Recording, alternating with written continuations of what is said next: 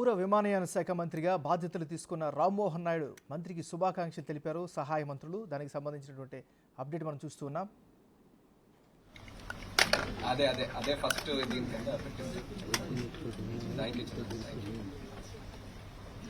Immediate Vizag flight ले अरे किसी को इधर दे दो ना सर. थैंक यू माइक क्या बोलते कल से अभी माइक लगा दो. हाँ यहीं पे लगा दो बस. अपना ले नरेश मेरा भी रंगते बेटे पीछे आओ ना. रूट तो जाएगा तू कब तक टेंशन तू ही में यार वो तो इसको आगे करने दो. मेरी बात सुनो चिल्ला अपना माइक मतलब माइक तो रखवाने दो भाई. मैं तेरे भी माइक भाई माइक उसके बाद बोल रहे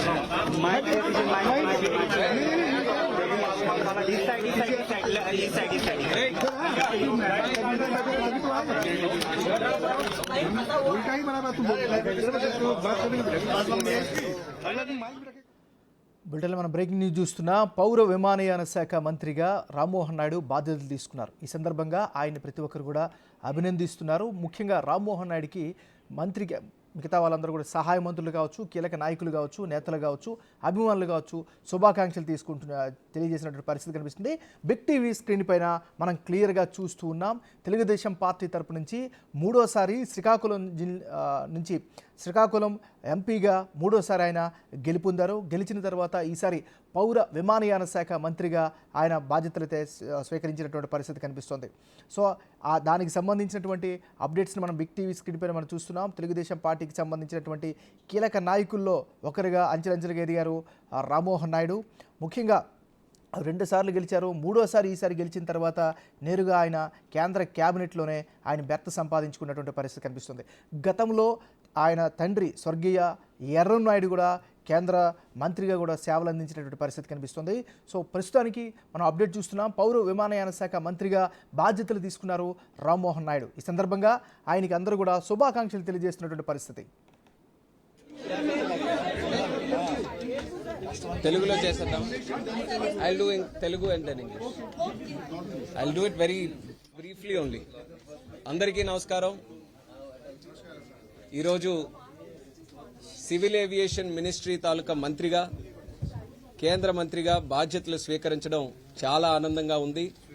ఆ భగవంతుడిని, మా నాన్నగారు ఎర్రన్నాయుడు గారిని స్మరించుకుంటూ ఈ బాధ్యతని స్వీకరించడం జరిగింది. మరి ఈరోజు ఈ బాధ్యత నాకు ఈరోజు వర్తించిందనంటే దానికి కారణమైనటువంటి మా నాయకుడు, అధినాయకుడు, ఆంధ్రప్రదేశ్ రాష్ట్ర ముఖ్యమంత్రి వర్యులు నారా చంద్రబాబు నాయుడు గారికి, లోకేష్ అన్న గారికి, పవన్ కళ్యాణ్ గారికి, శ్రీకాకుళం జిల్లా ప్రజలకి, తెలుగు ప్రజలందరికీ కూడా నా హృదయపూర్వకమైనటువంటి ధన్యవాదాలు తెలియజేసుకుంటున్నాను. దానితో పాటు మా నాయకుడు చంద్రబాబు నాయుడు గారు నాకు కేంద్ర మంత్రిగా అయ్యే అవకాశం ఇస్తే కేంద్ర మంత్రుల్లో సివిల్ ఏవియేషన్ డిపార్ట్మెంట్ నాకు అప్పచెప్పినటువంటి మా టీం లీడర్, దేశ ప్రధానమంత్రి గారు నరేంద్ర మోదీ గారికి కూడా ప్రత్యేకమైనటువంటి ధన్యవాదాలు తెలియజేసుకుంటున్నాను. ఇది చాలా దేశానికి సంబంధించి అతి ముఖ్యమైనటువంటి మినిస్ట్రీ సివిల్ ఏవియేషన్ మినిస్ట్రీ. దేశం ప్రపంచంలో అత్యధికంగా అభివృద్ధి సాధించుతున్నటువంటి మినిస్ట్రీ కూడా ఈ సివిల్ ఏవియేషన్ మినిస్ట్రీ.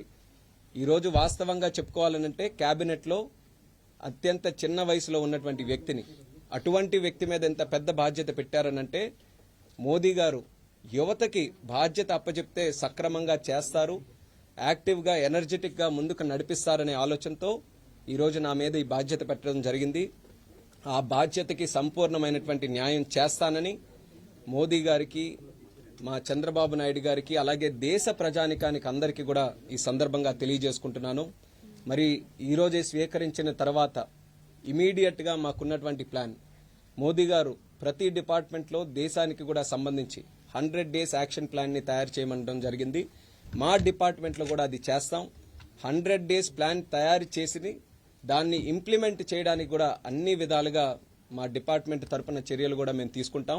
అలాగే 100 డేస్ ప్లాన్ నుంచి 100 ఇయర్స్ ఆఫ్ ఇండిపెండెన్స్ వరకు, అంటే 2047వ సంవత్సరం వరకు కూడా ఈ సివిల్ ఏవియేషన్ డిపార్ట్మెంట్లో ఏ కార్యక్రమాలు చేయాలి దాని మీద ప్రత్యేకమైనటువంటి దృష్టి పెట్టి ఈ 5 సంవత్సరాలు కూడా సివిల్ ఏవియేషన్ మినిస్ట్రీలో బలమైనటువంటి పునాదులు దేశంలోనే కాదు ప్రపంచంలోనే ఒక ఉన్నతమైనటువంటి సెక్టర్గా తయారు చేయడానికి మా వంతుగా చర్యలు తీసుకుంటామని కూడా హామీ ఇస్తున్నాను. అలాగే ఈరోజు టెక్నాలజీని ఎక్కువ శాతం మన డిపార్ట్మెంట్లో వినియోగించుకొని సామాన్య ప్రయాణికుడికి ఈజ్ ఆఫ్ ఫ్లయింగ్ తీసుకొని వచ్చే విధంగా కార్యక్రమాలు చేస్తాం. ఈజ్ ఆఫ్ ఫ్లయింగ్లో సేఫ్టీ ఉండాలి, కంఫర్ట్ ఉండాలి, కన్వీనియన్స్ ఉండాలి. వాళ్ళకి ఎప్పుడైనా సరే ఎటువంటి సమస్య వస్తే సరైనటువంటి రిడ్రెసల్ మెకానిజం కూడా మన ప్రభుత్వం నుంచి డిపార్ట్మెంట్ నుంచి ఉండే విధంగా ఈ 100 days యాక్షన్ ప్లాన్ కానీ వచ్చే 25 సంవత్సరాల తాలూకు యాక్షన్ ప్లాన్ కానీ ఈజ్ ఆఫ్ ఫ్లయింగ్ మీద మేము దృష్టి పెడతామని కూడా ఈ సందర్భంగా తెలియజేసుకుంటున్నాను. అలాగే ఇప్పుడున్నటువంటి ఎన్వైర్న్మెంట్ పరిస్థితులు కూడా చూసుకుంటే ఎన్వైర్న్మెంట్ ఫ్రెండ్లీగా కూడా డిపార్ట్మెంట్ రన్ చేయాలి. గతంలో కూడా మోదీ గారు గత 10 సంవత్సరాలుగా అన్ని డిపార్ట్మెంట్స్లోనూ కూడా ఇది అలవాటు చేయడం జరిగింది. నేను కూడా చంద్రబాబు నాయుడు గారితో సుదీర్ఘంగా పనిచేశాను. గత 10 సంవత్సరాలుగా పార్లమెంట్ సభ్యుడిగా ఉన్నప్పుడు, ఆయన ముఖ్యమంత్రిగా ఉన్నప్పుడు కానీ, ఆయన పార్టీని లీడ్ చేసినప్పుడు కానీ ఆయన తాలూకు కార్యక్రమాలు స్పష్టంగా చూశాను. ఎంత రెస్పాన్సిబుల్గా లీడర్షిప్ని ముందుకు నడిపించాలనేది ఆయన దగ్గర నేర్చుకున్నాం. పేపర్లెస్ చేయాలి, లేకపోతే రెన్యూబుల్ ఎనర్జీస్ని మనం వాడుకోవాలనేది చంద్రబాబు నాయుడు గారు కూడా మాకు నేర్పించినటువంటి నాయకత్వం. దాన్ని సివిల్ ఏవియేషన్ మినిస్ట్రీలో కూడా వాడుతాం. సివిల్ ఏవియేషన్ మినిస్ట్రీని కూడా 100% ఈకో ఫ్రెండ్లీగా, ఎన్వైర్న్మెంట్ ఫ్రెండ్లీగా తయారు చేయడానికి మా వంతుగా చర్యలు కూడా తీసుకుంటాం.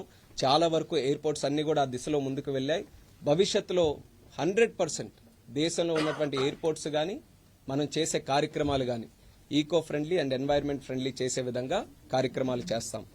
దానితో పాటు ఎయిర్పోర్ట్స్ తాలూకా కన్స్ట్రక్షన్ ఇప్పుడు బడ్జెట్ కూడా మరొక 4 రోజుల్లో ప్రవేశపెట్టబోతున్నారు. కాబట్టి దానికి కావలసినటువంటి ఫండింగ్ స్కీమ్స్ మా తాలూకా ఆలోచన అంతా కూడా ఏంటంటే Tier 2, Tier 3 సిటీస్కి కూడా ఎయిర్పోర్ట్ తాలూకా ఫెసిలిటీస్ని వాళ్ళకి దగ్గరగా చేరువ చేయాలి. ఒక కామన్ వెహికల్ కింద ఎయిర్ ఫ్లయింగ్ని అందుబాటులో సామాన్యుడికి కూడా తీసుకొని రావాలి. ఆ ప్లానింగ్తో ఇన్ఫ్రాస్ట్రక్చర్ ప్రాజెక్ట్స్ ఈరోజు కొత్తగా స్టార్ట్ చేయాల్సినవి కాదు, గతం నుంచి కూడా రన్ అవుతున్నాయి, కొన్ని మధ్యలో ఉన్నాయి. వాటికి కూడా ఫండింగ్ అంతా కేటాయించుకొని దాన్ని ఫుల్ ఫ్లెడ్జ్డ్గా కంప్లీట్ చేయడానికి కేంద్ర ప్రభుత్వం ఫైనాన్స్ డిపార్ట్మెంట్ తాలూకా సహకారం తీసుకుంటాం. అది కూడా మా ప్లానింగ్లో పెడతామని తెలియజేసుకుంటున్నాను. దానితో పాటు నేను ముఖ్యంగా గుర్తు చేసుకోవాల్సినటువంటి వ్యక్తి 2014లో మా పార్టీ నుంచి విజయనగరం ఎంపీగా గెలిచినటువంటి అశోక్ గజపతిరాజు గారు. ఇదే కుర్చీలో ఆ రోజు కేంద్ర మంత్రిగా ఈ యొక్క డిపార్ట్మెంట్కి ఆయన వ్యవహరించారు.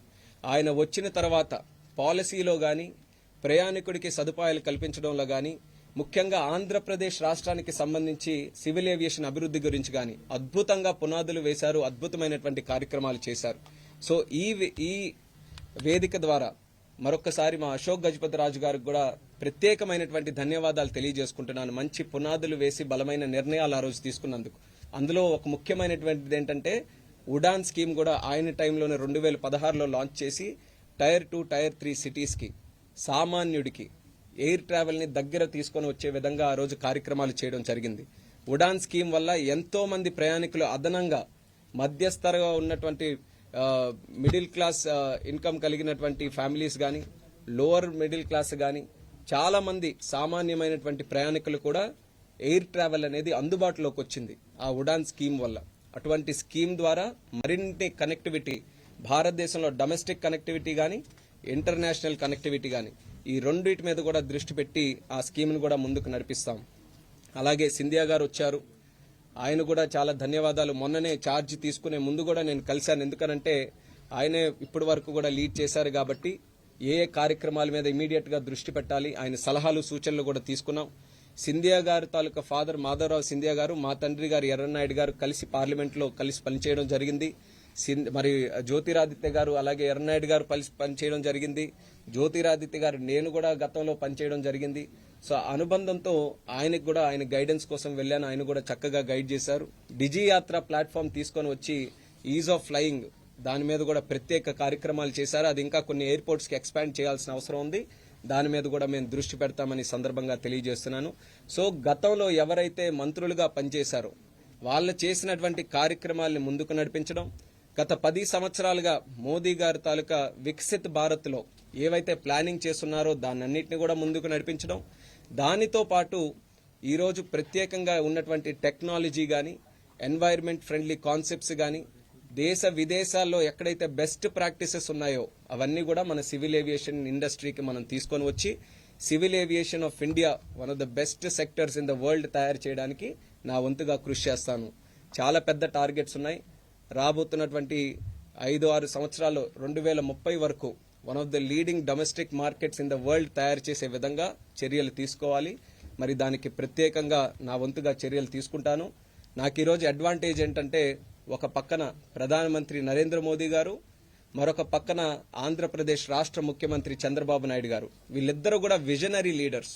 ఒక విజన్ ని పెట్టుకుని, ఒక అప్రోచ్ తో, ఒక టైం లైన్స్ పెట్టుకుని ఆ కార్యక్రమాలన్నీ కూడా పూర్తి చేయడానికి వాళ్ళ విజన్ ఏ రకంగా పనిచేస్తుంది అనేది మనం గతంలో చూసాం. సో వాళ్ళిద్దరి లీడర్షిప్ నాకు అడ్వాంటేజ్ గా ఉంటుంది. అది ఖచ్చితంగా వాళ్ళ తాలూకా సహకారం, గైడ్ లైన్స్, సూచనలు అన్ని కూడా తీసుకొని ఈ సివిల్ ఏవియేషన్ డిపార్ట్మెంట్ కి మినిస్టర్ గా ఉన్నందుకు దేశ ప్రజలు అందరూ కూడా గర్వించే విధంగా నేను నా కార్యక్రమాలు చేస్తానని తెలియజేసుకుంటున్నాను. మిగిలినటువంటి ఒక్క విషయం, మన తెలుగు రాష్ట్రాలకి సంబంధించి, ముఖ్యంగా ఆంధ్రప్రదేశ్ రాష్ట్రానికి సంబంధించి భోగాపురం ఎయిర్పోర్ట్, మా తాలూకా జిల్లాకి పక్కనే ఉత్తరాంధ్రలో ఉన్నటువంటి ఎయిర్పోర్ట్ కొత్తగా వస్తున్నటువంటిది. అశోక్ గజపతిరాజు గారి టైంలో దానికి పునాదులు వేయడం జరిగింది. కానీ గత 5 సంవత్సరాల్లో అభివృద్ధి లేకుండా కుంటిపడింది. మళ్ళీ ఈ రోజు ఆ బాధ్యత నా మీద వచ్చింది కాబట్టి అది ఇమీడియట్ గా దాన్ని టేకప్ చేసి రికార్డు టైంలో అది పూర్తి చేసి అక్కడ ఫ్లైట్స్ ల్యాండ్ చేసే విధంగా చేయాలనేది మా ఆలోచన. దాని గురించి ప్రత్యేక రివ్యూ మీటింగ్ ముఖ్యమంత్రి చంద్రబాబు నాయుడు గారితోని అక్కడున్న అధికారులందరితో కూడా పెట్టి దాన్ని ఇమీడియట్ గా ప్రోగ్రెస్ వైపు నడిపిస్తాం, రికార్డ్ టైంలో పూర్తి చేస్తాం. అది one of the top most priorities. అలాగే మనకి విజయవాడ ఎయిర్పోర్ట్ గానీ, తిరుపతి ఎయిర్పోర్ట్ గానీ ఇంటర్నేషనల్ ఎయిర్పోర్ట్స్ గా ఉన్నాయి. ఆ ఎయిర్పోర్ట్స్ కి కనెక్టివిటీ పెంచమని కూడా ఈ రోజు చాలా రిక్వెస్ట్ వస్తున్నాయి. డొమెస్టిక్ కనెక్టివిటీ గానీ, ఇంటర్నేషనల్ కనెక్టివిటీ గానీ దానికి ఇంప్రూవ్ చేస్తాం. అలాగే 2 టైర్ సిటీస్ లో ఉన్నటువంటి ఎయిర్పోర్ట్స్ మన రాజమండ్రి గానీ, కడప గానీ, కర్నూలు గానీ వాటికి కూడా కనెక్టివిటీ ఇంప్రూవ్ చేయమంటున్నారు. అక్కడ కూడా ఏవైనా అదనంగా ఇన్ఫ్రాస్ట్రక్చరల్ ఫెసిలిటీస్ కావాలంటే దానికి కూడా పెద్ద ఎత్తున దృష్టి పెట్టి ఏపీలో ఒక మోడల్ స్టేట్ గా సివిల్ ఏవియేషన్ కి అది కూడా తయారు చేస్తాం. స్కిల్ డెవలప్మెంట్ మీద కూడా దృష్టి పెడతాం. స్కిల్ గ్యాప్ చాలా ఏవియేషన్ ఇండస్ట్రీలో ఉంది. దానికి ఏపీ ఫస్ట్ మూవర్ కింద ఏపీ ఆంధ్రప్రదేశ్ రాష్ట్రాన్ని ముందుకు నడిపించి స్కిల్లింగ్ ఆఫ్ ఏవియేషన్ ఇండస్ట్రీ కూడా అక్కడి నుంచే ప్రారంభిస్తామని కూడా ఈ సందర్భంగా తెలియజేస్తున్నాను. తెలంగాణ రాష్ట్రం నుంచి కూడా చాలా ఎయిర్పోర్ట్స్ గురించి రిక్వెస్ట్ ఆల్రెడీ వచ్చాయి. అక్కడున్న ప్రభుత్వంతో సంప్రదిస్తాం. అలాగే కేంద్ర మంత్రివర్యులు కిషన్ రెడ్డి గారు కూడా అక్కడ బాధ్యత వహిస్తున్నారు. ఆయన కూడా సంప్రదించి అక్కడ ఉన్నటువంటి ప్రజలకి కూడా సంప్రదించి అక్కడ ఏవేవైతే సివిల్ ఏవియేషన్ కి సంబంధించినటువంటి కార్యక్రమాలు ఉన్నాయో దానికి మంచి ప్రోత్సాహం ఇచ్చి ఆంధ్రప్రదేశ్ రాష్ట్రం, తెలంగాణ రాష్ట్రం అభివృద్ధి చేయడానికి నా వంతుగా పూర్తి సహాయ సహకారాలు నేను అందిస్తానని ఈ సందర్భంగా తెలియజేసుకుంటున్నాను. Thank you. ఎస్, నిన్ననే నేను విజయవాడ ఎయిర్పోర్ట్ కూడా సందర్శించాను. చంద్రబాబు నాయుడు గారి తాలూకా ప్రమాణ స్వీకారం చేసినప్పుడు సో అక్కడ కూడా లోకల్ గా కనుక్కుంటే అక్కడ ఉన్నటువంటి ఇంటిగ్రేటెడ్ టెర్మినల్ బిల్డింగ్ చాలా డిలే అయింది. అక్కడ కాంట్రాక్టర్స్ ప్రాబ్లం అవ్వచ్చు, ఫండింగ్ ప్రాబ్లం అవ్వచ్చు. కానీ ఇప్పుడు ఇమీడియట్ గా దాని మీద కూర్చొని అది కూడా వీలైనంత త్వరగా బిల్డింగ్ ను కూడా పూర్తి చేస్తామని హామీ ఇస్తున్నాం. విజయవాడ నుంచి ఇప్పుడు మళ్ళీ ఆంధ్రప్రదేశ్ రాష్ట్రానికి అమరావతి క్యాపిటల్ గా మరి కేంద్ర ప్రభుత్వం, రాష్ట్ర ప్రభుత్వం కార్యక్రమాలు చేపట్టడానికి సిద్ధంగా ఉన్నాయి కాబట్టి విజయవాడ కేంద్రంగా ఆ ఎయిర్పోర్ట్ ని కనెక్టివిటీ ఇంప్రూవ్ చేయాల్సిన అవసరం ఉంది. చాలా రిక్వెస్ట్ వచ్చాయి. Not only in the state but ఇతర రాష్ట్రాలలో ఉన్నటువంటి ప్రధాన పట్టణాల నుంచి కూడా కనెక్టివిటీ కావాలని దాని మీద ఇమీడియట్ గా మా అధికారులతో మాట్లాడి ఆంధ్రాలో ఉన్న కనెక్టివిటీ, ఎయిర్ కనెక్టివిటీ పెంచడానికి చర్యలు తీసుకుంటాం. అవి ఇప్పుడు కాదులేండి, అది ఒంటిగా మనం చేస్తున్న ఎయిర్పోర్ట్స్ అని చెప్పాం. Okay all right. अरे हिंदी छोड़ो यार, अभी सारा जैसे ट्रांसलेशन की तरह हो जाएगा सब कुछ. I think English we can work out. Okay, English में बोल देता हूँ.